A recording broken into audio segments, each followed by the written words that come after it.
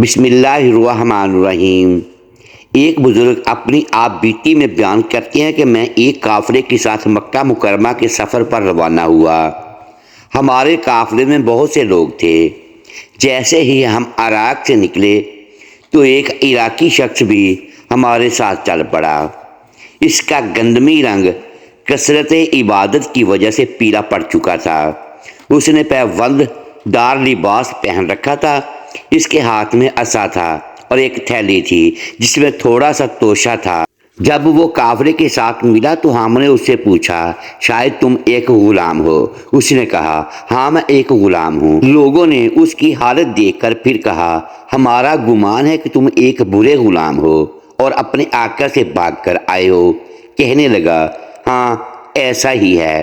لوگوں نے پھر کہا، جب تم اپنے آقا سے بھاگ رہے ہو تو اسی وجہ سے تمہاری یہ حالت ہے۔ اگر تم اپنے آقا کے پاس ہوتے اور اس کا کہنا مانتے تو یقیناً تم اس حالت کو نہ پہنچتے۔ تم نہایت برے اور قصوروار غلام لگتے ہو۔ کہنے لگا، بے شک اللہ کی قسم میں ایک گناہ گار غلام ہوں۔ میرے آقا تو بہت ہی اچھا ہے، میں ہی قصوروار ہوں۔ اگر میں اس کی اطاعت کرتا اور اس کی رضا چاہتا تو میری یہ حالت ہرگز نہ ہوتی۔ یہ کہہ کر وہ رونے لگا اور اتنا رویا کہ قریب تھا کہ غش کھا کر گر جاتا۔ اسے اس قدر روتا دیکھ کر قافلے والوں کا دل پسیج گیا اور اس پر ترس کھانے لگے۔ پھر ایک شخص نے اسے ہمدردانہ لہجے میں کہا، اے غلام، ڈرو مت، میں تمہارے لیے تمہارے آقا سے امان لے لوں گا۔ تم اس کی طرف لوٹ جاؤ اور توبہ کر لو۔ وہ کہنے لگا، میں اس کی طرف لوٹتا ہوں اور اس کے انعامات میں رغبت رکھتا ہوں۔ لوگوں کو کچھ سمجھ نہیں آ رہی تھی کہ اس کا آقا کون ہے اور اس نے ایسا کون سا گناہ کیا ہے کہ جس کی وجہ سے اس قدر گریہ زاری کر رہا ہے۔ بہرحال اسی دن قافلہ چل پڑا اور تیزی سے سفر کرنے لگا۔ ایک رات جب قافلے نے پڑاؤ کیا تو رات کو شدید بارش ہو گئی۔ پہاڑی علاقہ ہونے کی وجہ سے سردی کی شدت میں اضافہ ہو گیا، حتیٰ کہ قافلے والوں نے خیمے نصب کیے اور اپنے اپنے خیموں میں ٹھٹر کر بیٹھ گئے۔ غلام کے پاس نہ تو کوئی خیمہ تھا اور نہ ہی کجاوا، مزید یہ کہ اس نے قافلے والوں میں سے کسی سے مدد بھی نہ مانگی اور ساری رات باہر سردی میں پڑا رہا۔ صبح قافلے والے بیدار ہوئے اور روانگی کی تیاری کرنے لگے تو دیکھا کہ وہ غلام ابھی تک سو رہا تھا۔ ایک شخص نے اسے آواز دی مگر اس نے کوئی جواب نہ دیا۔ اس کے قریب ہو کر اسے جھنجھوڑا تو معلوم ہوا کہ وہ غلام تو فوت ہو چکا ہے۔ فوراً یہ خبر پورے قافلے میں پھیل گئی اور ہر کوئی یہ باتیں کرنے لگا کہ اپنے آقا سے بھاگا ہوا غلام فوت ہو گیا ہے۔ کسی نے کہا، اسے دفن کیے بغیر سفر کرنا مناسب نہیں۔ دوسرے نے کہا، اس کے معاملے کا کیا ہوگا؟ یعنی یہ تو اپنے آقا سے بھاگا ہوا غلام ہے۔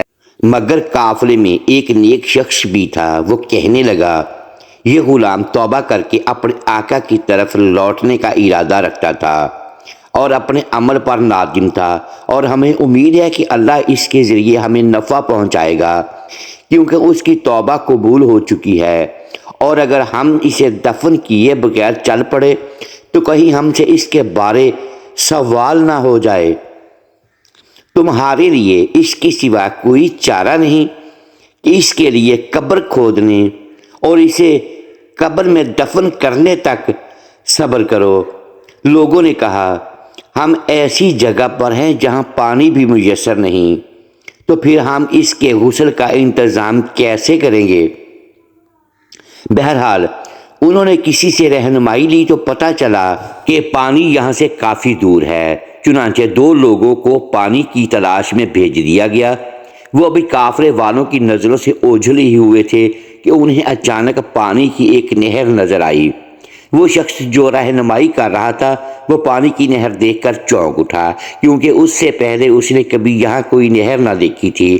جب وہ لوگ قریب ہوئے تو ان کی حیرت کا سامان نہ رہا، کیونکہ نہر کا پانی گرم تھا اور اس سردی کے موسم میں یہاں گرم پانی کا نہر کا ملنا کسی عجوبے سے کم نہ تھا۔ وہ پانی لے کر قافلے میں واپس لوٹ آئے اور تمام ماجرا کہہ سنایا۔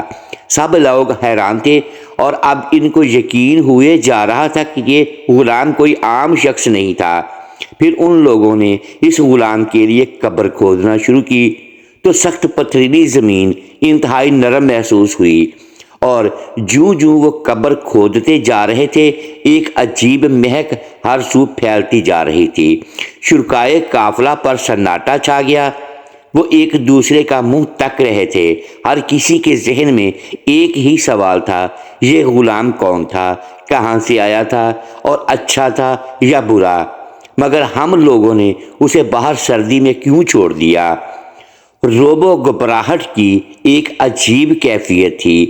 اسی عالم میں لوگوں نے فیصلہ کیا کہ جب تک قبر نہیں تیار ہوتی تب تک ایک خیمہ نصب کر کے اس کی میت کو اس خیمے میں رکھ دیا جائے۔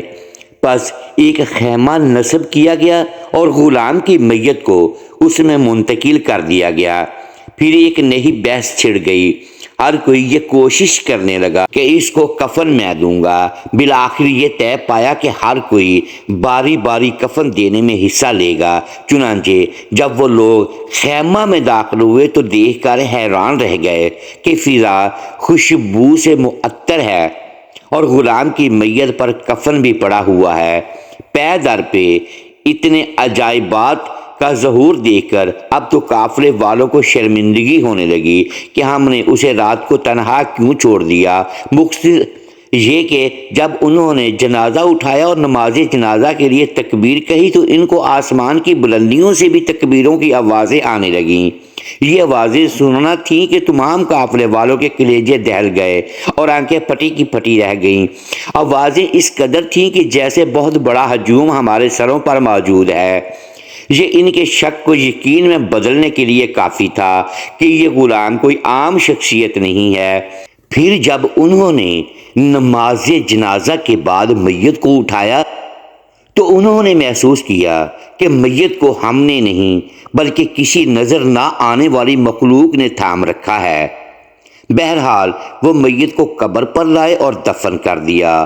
اسی روز یا اگلے دن قافلہ اپنی منزل کو روانہ ہوا۔ کچھ عرصہ بعد جب وہ قافلہ واپس لوٹا تو کوفہ کی ایک مسجد میں پڑاؤ کیا، جہاں انہوں نے اس غلام کا حلیہ اور اس کے کفن دفن کی کیفیت بیان کی تو مسجد میں موجود لوگوں نے اس غلام کا واقعہ سنا تو زاروں کی طرح رونے لگے اور قافلے والوں سے کہنے لگے، تم جانتے بھی ہو وہ غلام کون تھا؟ قافلے والوں نے نفی میں جواب دیا تو وہ کہنے لگے، ارے انجانو، وہ غلام سید اولیاء حضرت اویس کرنی رضی اللہ تعالی عنہ تھے۔ افسوس تم لوگوں نے ان کی قدر نہ کی اور رات بھر باہر سردی میں چھوڑ دیا۔ اب تو قافلے والوں کو سخت پشیمانی ہوئی اور اپنی نادانی پر اللہ تعالیٰ سے مغفرت کی دعائیں مانگنے لگے۔ دوستو، یہ وہی اویس کرنی ہے کہ جن سے مغفرت کی دعا کے لیے حضور صلی اللہ علیہ وآلہ وسلم نے حضرت عمر کو وصیت فرمائی تھی، جس کا ذکر صحیح مسلم شریف کی ایک حدیث پاک میں بیان کیا گیا ہے۔ امام ذہبی فرماتے ہیں کہ آپ متقی و زاہد اور بہترین قدوہ تھے، اپنے وقت میں تابعین کے سربراہ تھے۔ آپ کا شمار متقی اولیاء اللہ اور اللہ کے خاص بندوں میں ہوتا تھا، اور امام نووی علیہ رحمہ نے شریف صحیح مسلم شریف میں آپ کے فضائل میں ایک باب قائم کیا ہے۔ الغرض آپ کے فضائل و کمالات اور اللہ عز و جل کے ہاں قدر و منزلت کا اندازہ اس بات سے بھی بخوبی لگایا جا سکتا ہے کہ آپ کا تذکرہ خود سید الانبیاء خاتم المرسلین حضرت محمد رسول اللہ صلی اللہ علیہ وآلہ وسلم نے فرمایا۔ جہاں تک آپ کی وفات کا تعلق ہے تو اس میں کچھ مختلف روایت ملتی ہیں۔ جو واقعہ ہم نے بیان کیا ہے وہ علامہ ابن جوزی علیہ رحمہ کی تصنیف بحر الدموع سے لیا گیا ہے۔ اس کے علاوہ امام حاکم علیہ رحمہ نے المستدرک میں روایت نقل کی ہے کہ آپ کی شہادت جنگ صفین میں ہوئی تھی، جبکہ کچھ اہل علم کا کہنا ہے کہ آپ کی شہادت آذربائیجان کی جنگوں میں ہوئی تھی۔ تاہم تمام روایات کا اس بات پر اتفاق ہے کہ آپ کا شمار اللہ تعالیٰ کے مقرب ترین بندگان میں ہوتا ہے۔ دعا ہے اللہ کریم ان پر اپنی لاتعداد رحمتوں کا نزول فرمائے اور ان کے صدقے ہماری بے حساب مغفرت فرمائے، آمین۔